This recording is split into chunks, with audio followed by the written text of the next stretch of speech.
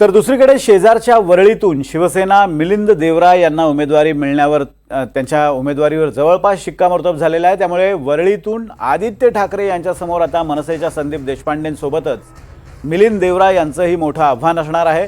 मिलिंद देवरांनी सूचक ट्विट करत आपण लढणार असल्याची माहिती दिली आहे। मिलिंद देवरा हे दक्षिण मुंबईचे यापूर्वी 2 वेळा खासदार राहिलेले आहेत। सध्या ते राज्यसभा सदस्य आहेत शिंदे गटाकडून। मिलिंद देवरा नेमकं काय म्हणाले ट्विटमध्ये आपण पाहूयात। मुख्यमंत्री म्हणतात की वरळी आणि वरळीकरांना न्याय देणं बाकी आहे। लवकरच आम्ही आमचं व्हिजन मांडू, इट्स नाऊ वरळी अशा आशयाचं सूचक ट्विट त्यांनी केलेलं आहे। त्यामुळे त्यांच्या उमेदवारीवर जणू शिक्कामोर्तब झालंय अशी चर्चा राजकीय वर्तुळात सुरू झाली आहे। अक्षय कुडकेलवार याच संदर्भात बोलण्यासाठी आपल्यासोबत आहेत। अक्षय, एक प्रकारे वरळी हा आदित्य ठाकरेंसाठी केक वॉक असेल, सहज ही निवडणूक ते जिंकतील अशा आशयाचं चित्र साधारण 2 महिन्यांपूर्वी होतं। मात्र मनसेनं अगोदर संदीप देशपांडेंसारखा तगडा उमेदवार जो त्या भागात सक्रिय आहे, शेजारच्या दादर आणि माहीम या भागात सक्रिय आहे, मुंबई महापालिकेत त्यांनी अनेकदा एक टर्म काम केलेलं आहे, त्यामुळे तो अनुभव त्यांच्या गाठीशी आहे। आणि दुसरं म्हणजे मनसेचा एक चेहरा म्हणून, एक पोस्टर बॉय म्हणून त्यांची इमेज आहे।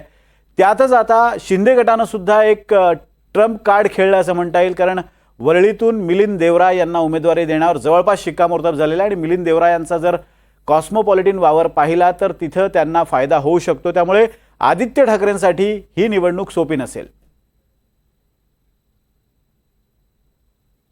नक्कीच विनोद, आपण जर बघितलं तर वरळी हा मतदारसंघ त्या ठिकाणी मध्यमवर्गीय कोळी बांधव आहेत, मध्यमवर्गीय मुंबईकड बीडीडीचा निवासी आहे, तर उच्च वर्णीय देखील आहेत, उच्चभ्रू वस्ती देखील वरळीमध्ये आहेत। त्यामुळं या ठिकाणी अपील होणारा एक चेहरा आपल्या पक्षाकडनं उमेदवार म्हणून असावा, अशा पद्धतीची चर्चा काल शिवसेना पक्षाच्या बैठकीमध्ये झाली। काल मध्यरात्री उशिरा एकनाथ शिंदेंनी वर्षावरती एक बैठक बोलवली होती आणि यानंतर आपण कुठल्याही परिस्थितीत एक तगडा उमेदवार घेऊन वरळी विधानसभा मतदारसंघामध्ये सामोरं जाऊ आणि कुठल्याही परिस्थितीत वरळी विधानसभा निवडणूक आपल्याला लढायचीच आहे, अशा पद्धतीचं काल बैठकीमध्ये ठरलं होतं।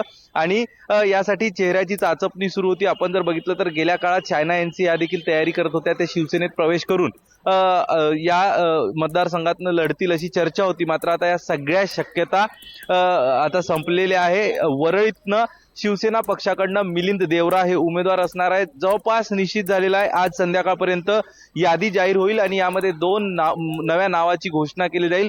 एक मिलिंद देवरा यांचं नाव वरळी विधानसभा मतदारसंघातनं, तर दुसरीकडे राहुल शेवाळे यांचं धारावी विधानसभा मतदारसंघातनं नाव जाहीर केलं जाणार आहे। मात्र आता या सगळ्यातच जर आपण बघितलं तर गेल्या काही दिवसांपासून शिवसेनेकडनं चर्चा सुरू होती किंवा इच्छुक म्हणून त्या ठिकाणचे स्थानिक विभागाध्यक्ष दत्ता नरवणकर असतील, सोबतच शिवसेनेचे नेते अभिनेते सुशांत शेलार असतील, या दोघांनी आपापल्या इच्छा व्यक्त केल्या होत्या। आणि त्या ठिकाणी आता मिलिंद देवरा यांना आपण जर बघितलं तर गेल्या काळात त्यांना काँग्रेसमधनं शिवसेनेमध्ये पक्षप्रवेश देण्यात आला, त्यांना खासदारकी बहाल करण्यात आली आणि त्यानंतर त्यांना आता विधानसभेची उमेदवारी देखील देण्यात आली। त्यामुळे कुठतरी नाराजीला देखील तितकाच सामना या तिकीट जाहीर केल्यानंतर करावा लागू शकतो मुख्यमंत्री एकनाथ शिंदे यांना।